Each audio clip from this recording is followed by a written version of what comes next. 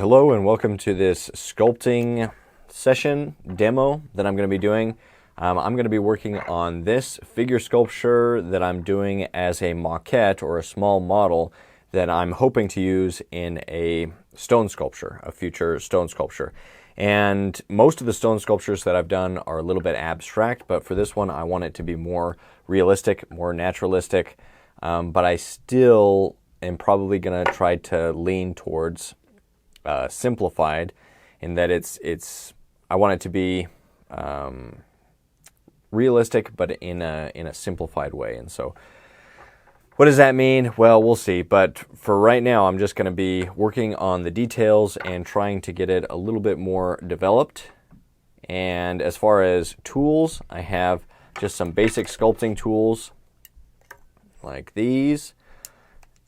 And I really like this kind of metal spatula tool. The clay is Chavant NSP clay. It's medium clay mixed with a little bit of hard because I prefer a little bit firmer of a clay, especially when I'm working on the details on smaller sculptures. Then I like it to be firmer. So that's the materials that I'm using.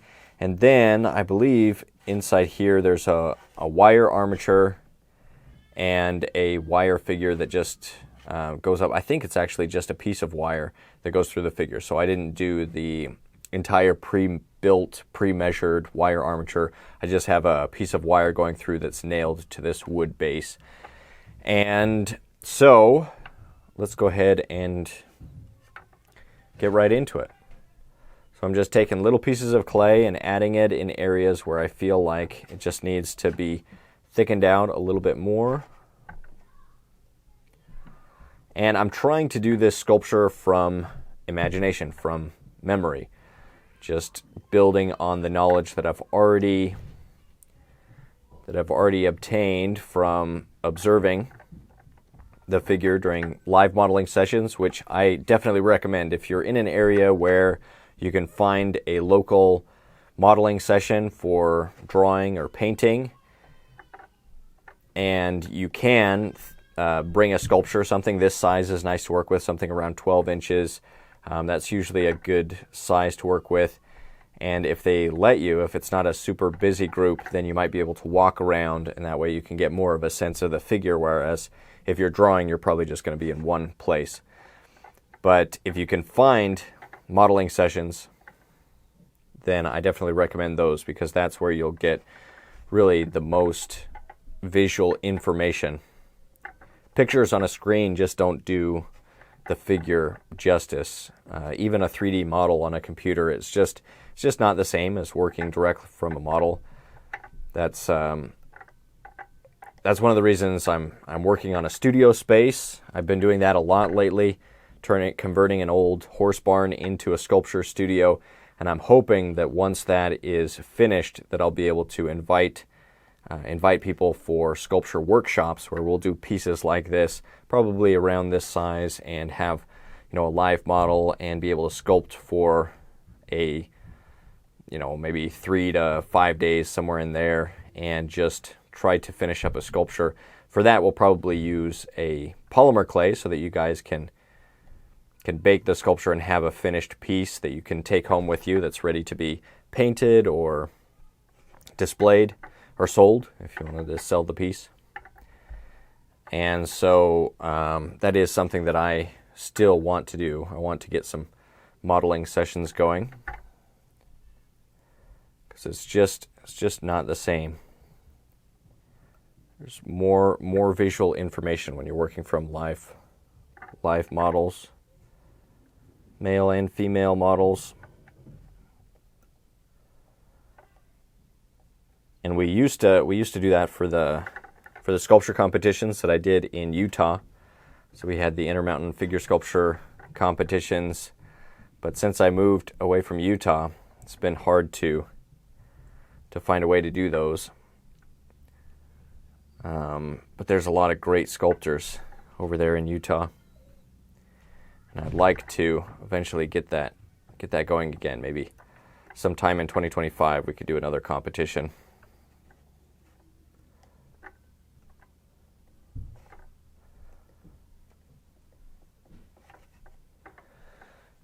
So I'm just taking little pieces of clay and trying to add on into the mass of, right now I'm working in the area of the glutes. I'm thinking about, there's kind of this, almost a butterfly, you could think of it as a large kind of S curve that goes through here. You can see it's full mass right here, and then it kind of swoops through on both sides. And that's made up of, you know, the fat that's around this area, the, what is it called? The obliques, which are the muscles around this area, and then the glutes, the gluteus medius here on the side.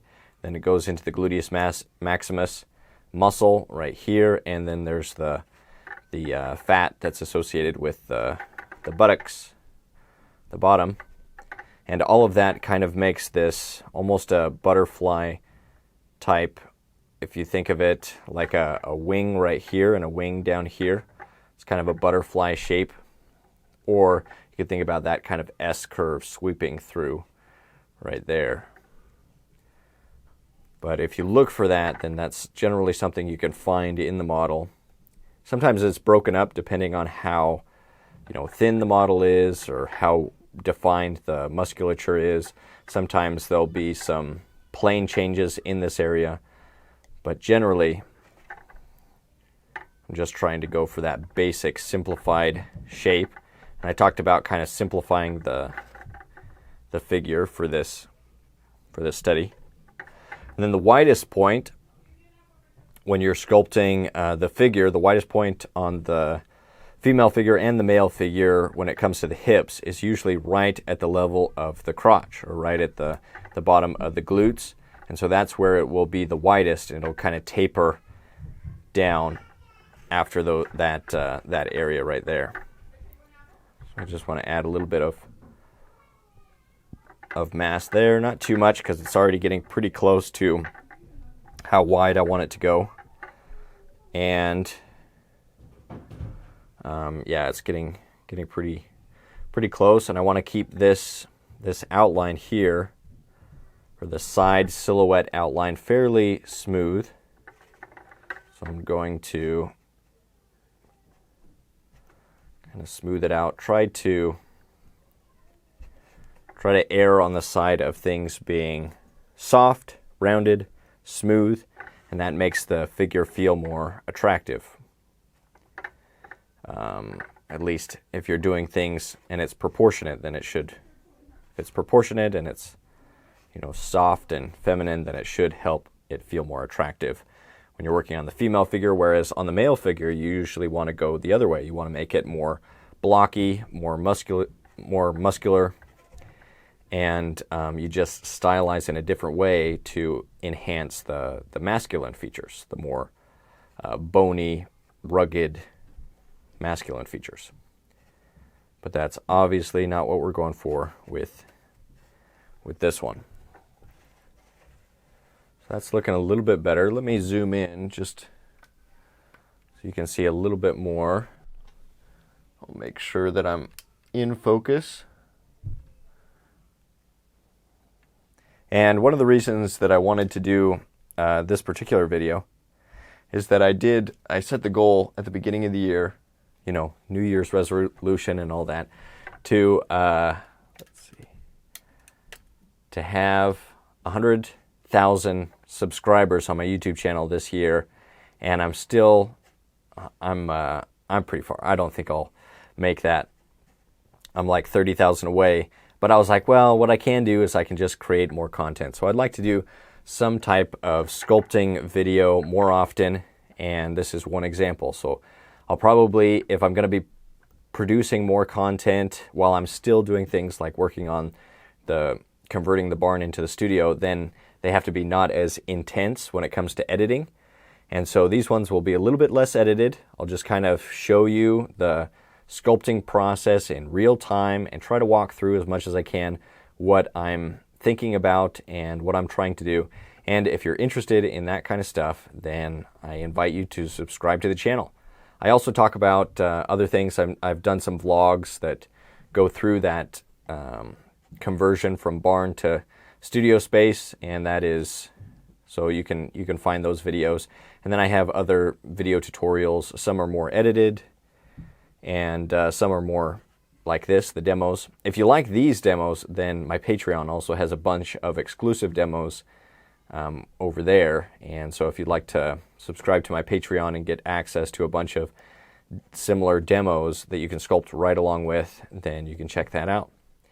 And of course, if you want to support me as an artist, as a creator, then I recommend getting my sculpting courses over at Proko.com. There's the figure sculpting course and the portrait sculpting course and hand sculpting course. So whichever sounds more interesting to you, I encourage you to go and purchase that course. Get it, and then actually do the assignments and learn to sculpt online for a fraction of the cost of what I spent to go and learn to sculpt at a university. But with the online stuff, the difficult thing is finding the motivation to actually do the sculpting. So what I recommend and what helped me a lot was starting an Instagram channel just for my art. It became just my personal channel, so I post a bunch of other things. But originally it was just for my art, and I said, you know what, I'm going to post something every day. And so that means I need to either create something every day or do something creative each day so that I have something to post. And that was a big motivating factor to help me to produce more, especially in when I was in college and I was trying to be more productive as an artist. So if you do get those courses, or if you don't, I just recommend starting an art channel where you post consistently. Now, maybe you don't finish something every day. Maybe you could just say, okay, I'm going to post a finished work of art once a week. Like Monday is going to be the day that I post a finished work of art that I finished in a week. And I'm going to do one work of art that's ready to sell, that's ready to display every week, and just be consistent with that. And don't worry about, the follows and the likes and comments and all of that. It's really just to keep you consistent.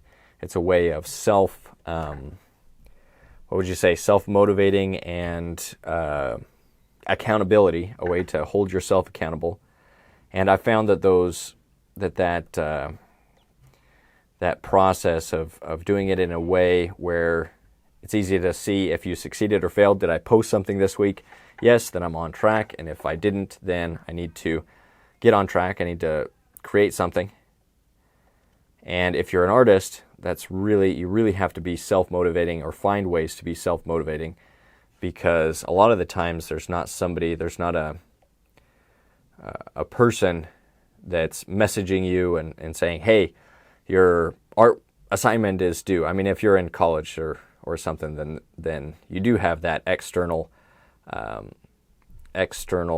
accountability, and sometimes it makes it easier to finish artwork according to deadlines. But if you self-impose that deadline of finishing something once a week, I think that's a great thing. Or once a month, or whatever your schedule is that you can do reasonably and consistently. Consistency is so important. It's more important than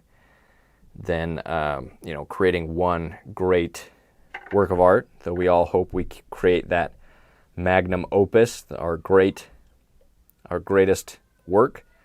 But more important than that is just consistently creating, and that'll get you to the point where you can create something that's really magnificent or amazing.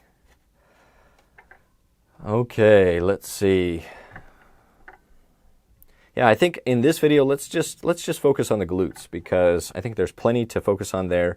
So with the crease underneath the buttock, there's kind of a crease, and then a fat fold, or really I think it's more the muscle that's coming down, the gluteus medius that's coming down, and it softens this transition. So from the side view, it's not quite a sharp transition as the glute comes around. It's softened by this piece that's kind of like this triangle that comes out here, and that's kind of a piece of, what would you say, maybe a fat or something that just smooths out this transition, and it's usually right below that gluteal, that crease underneath the buttock. And depending on, sometimes when the leg is straight like this, or if it's bending forward, you won't see that crease. If the leg is coming backwards, then that crease becomes more prominent, but just be aware of this full area so that it looks more realistic. And if you include that in your sculptures, in your artwork, then it will help to kind of bring it to life, and it'll look right, even though it's something that not everybody notices. You don't even really think about it unless you're aware of that. But yeah, that's looking a little bit better. I'm just kind of rolling the tool across the surface to try to find the forms. It's looking a lot more accurate to the forms.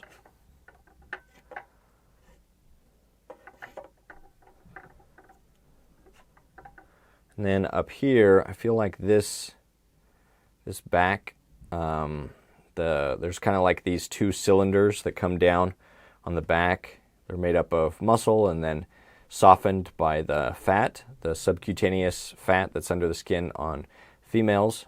So that's why we want to keep everything nice and soft, but I feel like I need to bring that down just a little bit. So I'm going to do that on both sides.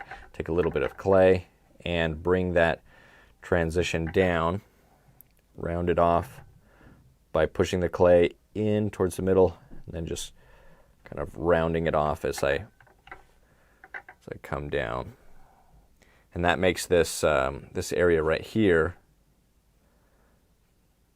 that's kind of a diamond area of the sacrum, of the pelvis, makes that a little bit smaller, because right now I feel like it's too large of an area. It's feeling a little bit better. And then there's the dimple, like what are they called? Dimples of Venus. Kind of these two dimples right there. That's on either side of the sacrum.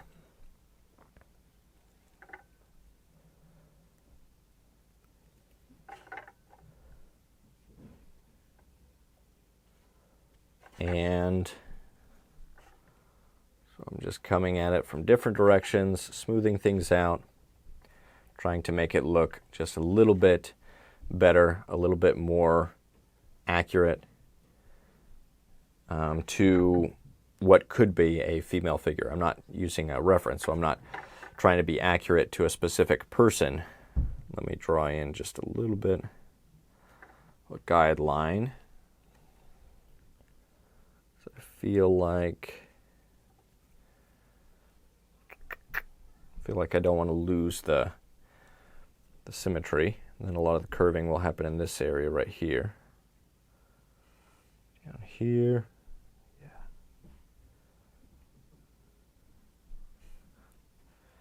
Ah, that's too much. So I feel like something is off with the underlying structure.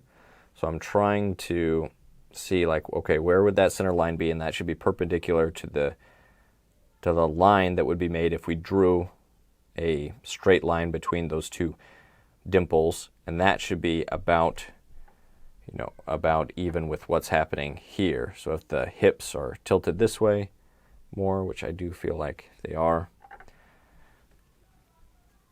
then this line tilts more this way. So we kind of want to use those guidelines as an indication of what's happening, and if what we're doing is in line with where the hips should be, where the high points should be, and where those dimples should be. We're looking at the hips and lower back from this side. I think that's okay. So if you haven't already and you like this type of content, I encourage you to like the video and subscribe to the channel. I hope you'll subscribe if this is the kind of stuff you're interested in. And then I do have, I create content around anything that I'm interested in. So not everything that I create on the channel will probably interest everyone, but it interests me. So that's why I create it. And I really love sculpting, so that's always going to be a big focus of the channel. But I also, I like drawing and painting, so I might do, later this week, I might do some drawing videos, some sketches. I've wanted to get back into my sketchbook and doing more of that, and and I like anatomy and learning about the human form, and so some videos might cover that. If you have suggestions on what you'd like to see in the near future, please comment that below and I'll take that into consideration.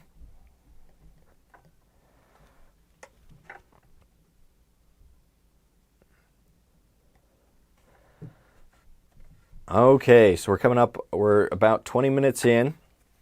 I'm going to go ahead and zoom out, and we'll just